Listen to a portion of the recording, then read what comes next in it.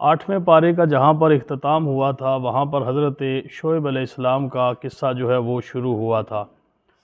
حضرت شعیب علیہ السلام نے جو اپنی قوم کی برائیاں دیکھی اور ان کے اندر جو فساد اور فتنہ دیکھا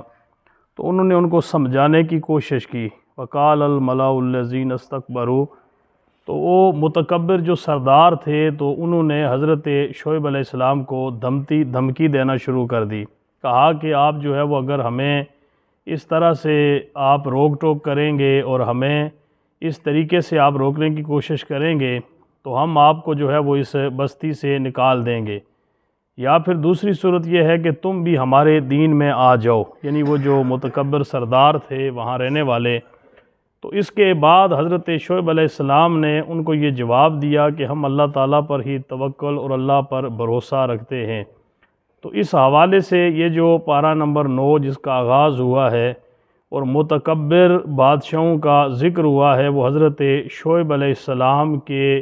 جو مقابلے میں لوگ تھے ان کو جو ہے وہ اللہ تعالیٰ نے اس پارہ نمبر 9 کے آغاز میں ان کا ذکر کیا ہے۔ اس کے بعد جو ہے وہ اسی پارے کے اندر حضرت موسیٰ علیہ السلام کا جو وہ 6 انبیاء جن کے قصے سورہ اعراف میں بیان کیے گئے ہیں ان میں سے تفصیل کے ساتھ سیدنا موسیٰ علیہ السلام کا قصہ بیان ہوا ہے، اس لیے کہ ان کی قوم جہالت اور اقوام عالم کی جہالت سے بڑھ کر تھی، اور آپ کی جو مخاطب قوم میں ایسا فرد بھی تھا جو خدائی کا دعوے دار تھا، یعنی فرعون۔ حضرت موسیٰ علیہ السلام کی جو قوم تھی اس میں جو فرعون تھا وہ خدائی کا دعویٰ دار تھا۔ اللہ تعالیٰ نے حضرت موسیٰ علیہ السلام کو معجزات عطا فرمائے۔ ایک تو آپ کو عصا عطا کیا کہ وہ عصا جب آپ زمین کے اوپر پھینکتے تو وہ سانپ بن جاتا۔ ید بیضہ عطا کیا، یعنی ید کہتے ہیں ہاتھ کو، بیضہ کہتے ہیں چمکتا ہوا، روشن ہاتھ اللہ نے آپ کو عطا فرمایا۔ آپ اپنا ہاتھ بغل کے اندر دے کے نکالتے تو وہ اس طریقے سے روشن ہو جاتا، چمکنا شروع ہو جاتا کہ جس طرح 14ویں جو ہے وہ سورج جو ہے وہ چمکنا شروع ہو جاتا ہے۔ اس طریقہ سے حضرت موسیٰ علیہ السلام کا جو معجزہ تھا وہ اللہ نے آپ کو عطا فرمایا تھا۔ حضرت موسیٰ علیہ السلام کے یہ معجزات اور یہ چیزیں دیکھ کر جو فرعون تھا اس نے حضرت موسیٰ علیہ السلام کے سامنے خدائی کا دعویٰ کیا، اور حضرت موسیٰ علیہ السلام کا اس نے مذاق اڑانا شروع کر دیا، اور اس نے کہا کہ اگر تم واقعی نبی ہو، رسول ہو تو کوئی معجزہ دکھاؤ۔ آپ نے اپنی لاٹھی زمین پر ڈال دی جو دیکھتے ہی دیکھتے خوفناک اژدہے کی شکل اختیار کر گئی۔ پھر آپ نے اپنا ہاتھ باہر نکالا، اس سے ایسا نور نکلا جس سے ارض و سما کے درمیان چکا چوند ہو گئی۔ بعض تفسیروں مثلاً طبری اور ابن کثیر میں حضرت ابن عباس کے حوالے سے لکھا ہے کہ جب فرعون نے لاٹھی کو سانپ بنتے ہوئے دیکھا تو ڈر کے مارے تخت سے چھلانگ لگا دی اور بھاگ کھڑا ہوا۔ اب وہ فرعون جو ہے اس نے سوچا کہ میری بہت بڑی توہین ہو گئی ہے اور اس کا کسی نہ کسی طرح سے میں موسیٰ علیہ السلام سے جو ہے وہ بدلہ لوں گا۔ اس نے پھر اپنے جو مشیر تھے ان کو بلا کے مشورہ کیا کہ یار یہ بندہ کون ہے، اس نے جو ہے وہ بالکل ہمارے خدائی کے دعوے کو بھی انکار کر دیا ہے اور یہ جو ہے وہ کسی لحاظ سے بھی باز نہیں آتا، تو اس کا کس طریقے سے مقابلہ کریں۔ تو بعد میں جتنے اس کے مشیر تھے انہوں نے کہا کہ مصر کے اندر بہت بڑے بڑے جادوگر یہاں پر رہتے ہیں، تو ہم اس طرح کرتے ہیں کہ حضرت موسیٰ علیہ السلام کا یہ چونکہ لگ ایسے رہا ہے کہ یہ کوئی بہت بڑا جادوگر ہے، لہٰذا ہم مصر کے اندر جتنے بڑے بڑے جادوگر ہیں ان سب کو یہاں پر جمع کرتے ہیں، موسیٰ علیہ السلام کا مقابلہ کرواتے ہیں، تو موسیٰ کو جب شکست ہوگی تو وہ شرمندہ ہو کے جو ہے وہ اس چیز سے باز آ جائیں گے۔ اللہ تعالیٰ کی حکمت تھی کہ وہ کئی ہزار جادوگر حضرت موسیٰ کے سامنے جب مقابلے کے لیے آئے تو وہ حضرت موسیٰ علیہ السلام کے سامنے ان کا جادو بے بس ہو گیا، اور حضرت موسیٰ علیہ السلام کو اللہ نے وہاں پر بھی عزت وقار اور فتح عطا فرمائی۔ اب وہاں پر جتنے جادوگر تھے وہ سارے کے سارے جادوگر جو ہے وہ حضرت موسیٰ علیہ السلام کا کلمہ پڑھ کر حضرت موسیٰ علیہ السلام پر ایمان لے آئے، اور حضرت بے اختیار جو ہے وہ سجدے میں گر گئے اور حضرت موسیٰ علیہ السلام سے معافی کا سوال کرنے لگے۔ اب یہاں پر یہ بات بڑی حیران کن ہے کہ حضرت موسیٰ علیہ السلام کا جو مقابلہ کرنے کے لیے آئے تھے، حضرت موسیٰ سے لڑنے کے لیے آئے تھے، تو اللہ تعالیٰ نے پھر بھی ان کو جو ہے وہ کلمہ نصیب فرمایا۔ مفسرین اکرام یہ فرماتے ہیں کہ ان کو کلمہ کیوں نصیب فرمایا، آخر کیا ایسی وجہ تھی کہ اللہ تعالیٰ نے ان کی کون سی ایسی ادا پسند آئی کہ جس کی وجہ سے حضرت موسیٰ علیہ السلام کا مقابلہ کرنے والوں کو اللہ نے کلمہ نصیب فرمایا۔ تو وہاں پر یہ لکھتے ہیں مفسرین کرام کہ قالوا یا موسیٰ اما ان تلقیا و اما ان نکون نحن الملکیین، یعنی جب وہ حضرت موسیٰ کے سامنے مقابلہ کرنے کے لیے آئے تو حضرت موسیٰ علیہ السلام کے سامنے آ کر کھڑے ہو کر یہ اجازت مانگنے لگے کہ اے موسیٰ، کیا آپ پہلے اپنے جادو کا جو کرتب ہے یا آپ جو اپنا پہلے معاملہ ہے وہ پیش کریں گے، یا ہم اپنے جو ہے وہ جادو کا پہلے اظہار کریں؟ تو اللہ تعالیٰ نے فرمایا کہ میرے نبی کا تم نے اتنا ادب کیا ہے کہ اس سے اجازت مانگی ہے، یعنی انہوں نے حضرت موسیٰ سے اجازت مانگی کہ آپ اجازت دیں کہ پہلے ہم جو ہے وہ اپنا جادو اس کا اظہار کریں یا آپ پہلے اپنے جادو کا اظہار کریں۔ مفسرین کرام فرماتے ہیں کہ اللہ تعالیٰ کو ان تمام جادوگروں کا یہ ادب و احترام کرنا اتنا پسند آیا کہ اللہ تعالیٰ نے اسی وقت اپنے اوپر لازم فرما دیا تھا کہ میں ان میں سے کسی کو بھی جو ہے وہ غیر مسلم نہیں رہنے دوں گا، بغیر ایمان کے نہیں رہنے دوں گا، بلکہ انہوں نے جو میرے نبی کا ادب کیا ہے تو میں ان کو اسی نبی کا کلمہ عطا فرما دوں گا۔ آپ خود اندازہ کریں کہ ایک شخص اگر بغیر ارادے کے بھی نبی کا ادب و احترام کرتا ہے تو اللہ اس کو دولت ایمان سے محروم نہیں ہونے دیتا۔ اگر کوئی شخص اللہ کے نبی کا دل و جان سے ادب و احترام کرے تو اللہ تعالیٰ اس انسان پر کتنا مہربان اور کتنا شفقت فرماتا ہوگا۔ فرعون کی جو قوم تھی ان پر اللہ تعالیٰ نے پھر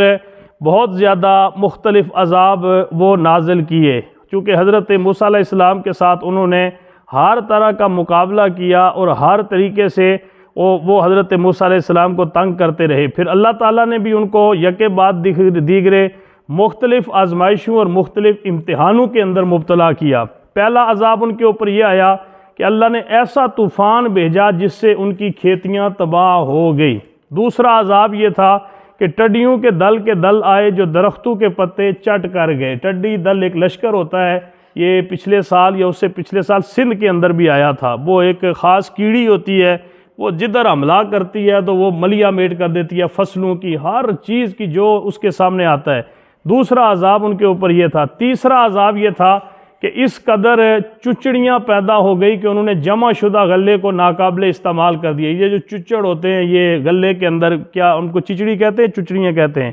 چچڑیاں جو ہے وہ پیدا ہو گئی۔ چوتھا عذاب یہ تھا کہ مینڈکوں کی کثرت ہو گئی، بات کرنے کے لیے منہ کھولتے تو مینڈک منہ کی طرف چھلانگ لگا کے اندر چلا جائے۔ اتنی مینڈک جو ہے وہ ان کے اس علاقے میں مصر میں ہو گئی کہ وہ بات کرنے کے لیے ایسے منہ کھولتے تھے تو مینڈک چھلانگ لگا کے ان کے منہ میں چلا جاتا تھا۔ یہ اللہ کا عذاب تھا۔ پانچواں عذاب یہ تھا کہ ان کی نہروں، کنووں اور مٹکوں کا پانی خون میں تبدیل ہو گیا، یعنی پانی ان کا گھروں کے اندر بھی پانی جو ہے وہ نکالتے تھے تو آگے سے جو ہے وہ خون نکلتا تھا۔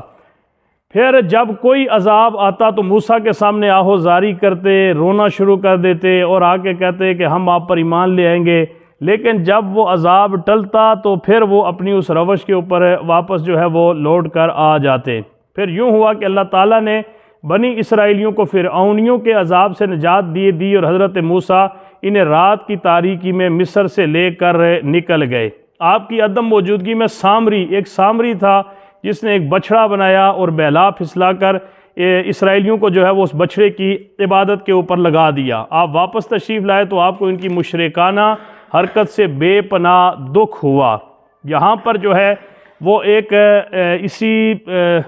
پارے کے اندر بنی اسرائیل کے ایک بہت بڑے ولی کا ذکر ہوا ہے، بلعم بن بعورہ جس کا نام تھا،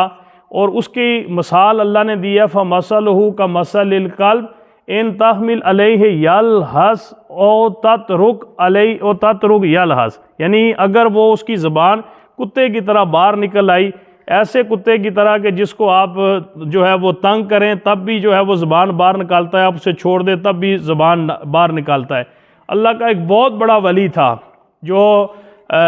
بلعم بن بعورہ اس کا نام تھا اور بنی اسرائیل کا ولی تھا۔ اس کے بارے میں کہتے ہیں کہ وہ دعا جو ہے وہ کرتا تھا تو اتنا زیادہ جو ہے اللہ اس کی